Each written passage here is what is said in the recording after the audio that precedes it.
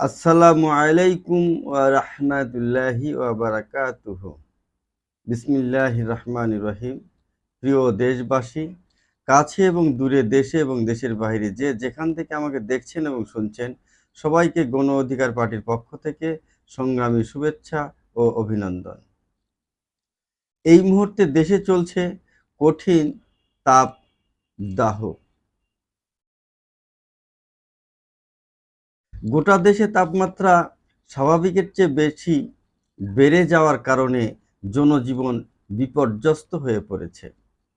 তাই দেশের বিভিন্ন জায়গায় বৃষ্টির জন্য মুসলিম সমাজ নামাজ পড়ছেন।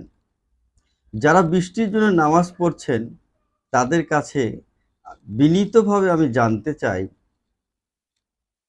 বাংলাদেশে বা আমাদের জন্য বৃষ্টি কি খুবই প্রয়োজন? যখন বৃষ্টির জন্য কোনো দেশের মধ্যে হাহাকার সৃষ্টি হয়, তখন আল্লাহ তাআলার পক্ষ থেকে এমন সংকটময় মুহূর্তে বৃষ্টির জন্য বিশেষ নামাজ পড়ার নির্দেশ রয়েছে, যার বিরোধিতা বা নিষেধ করার ক্ষমতা আমার নেই। কিন্তু আমাদের বাংলাদেশ কৃষি নির্ভর দেশ। এখানে কয়েক কোটি কৃষক লক্ষ লক্ষ হেক্টর জমিতে ইরি ধানের ফসল ফলিয়েছেন। এখন এই ফসল ঘরে ওঠানোর মৌসুম। এই সময় যদি বৃষ্টি হয় তাহলে ওই কৃষকগণ ফসল ঘরে তুলতে পারবে না। তখন কৃষকগণ ভীষণ হারে ক্ষতিগ্রস্ত হবে। এই ক্ষতি শুধু কৃষকেরই ক্ষতি নয়, এই ক্ষতি পুরো দেশেরই ক্ষতি। পবিত্র কোরআনে আল্লাহ তাআলা বলেন, তোমরা তোমাদের রবের কাছে ক্ষমা প্রার্থনা করো, নিশ্চয়ই তিনি ক্ষমা করবেন, তোমাদের জন্য মুষলধারে বৃষ্টি বর্ষণ করবেন। সূরা নূহ আয়াত 10 এবং 11। এখানে সৃষ্টিকর্তা আগে বৃষ্টির জন্য নামাজ পড়তে বলেনি, আগে নিজেদের পাপের জন্য ক্ষমা চাইতে বলেছেন।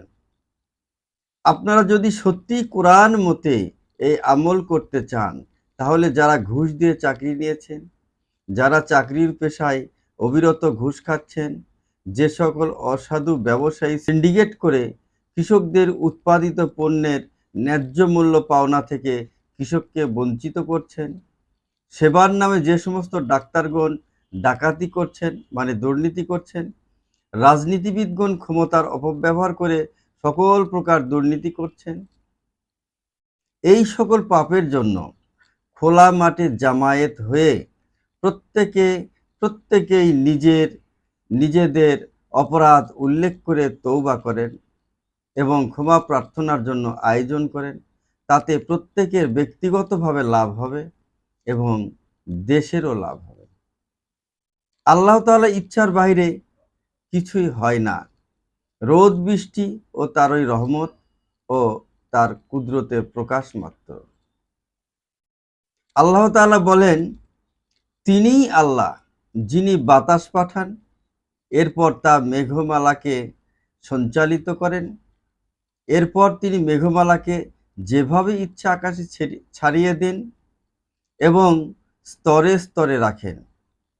এরপর তুমি দেখতে পাও যে তা থেকে বৃষ্টি নেমে আসে। তিনি তার বান্দাদের মধ্যে যাদের ইচ্ছা তা বৃষ্টি পৌঁছান, তখন তারা আনন্দিত হয়। সূরা রোম আয়াত নাম্বার 38। প্রিয় দেশবাসী, ভাই ও বন্ধুগণ, কখন কোথায় কি করতে হবে সেটা সৃষ্টিকর্তাই ভালো জানেন।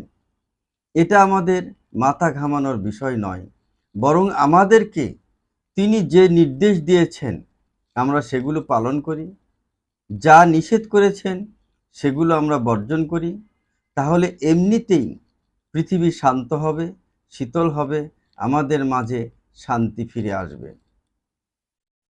আসুন আমরা শুধু নিজেকেই ভালো না বেসে এদেশের মাটির মানুষ কৃষককে ভালোবাসি, সকল পেশাজীবী মানুষকে ভালোবাসি, এদেশের সকল মানুষকে ভালোবাসি এবং আমার প্রিয় জন্মভূমির দেশকেও আমরা ভালোবাসি, তখন এমনিতেই নিজের ভালো হয়ে যাবে। আমার বক্তব্যে কেউ কষ্ট পেলে ক্ষমা করবেন। সবাই ভালো থাকবেন, সুস্থ থাকবেন। আল্লাহ হাফেজ। বাংলাদেশ জিন্দাবাদ, গণ অধিকার পার্টি জিন্দাবাদ।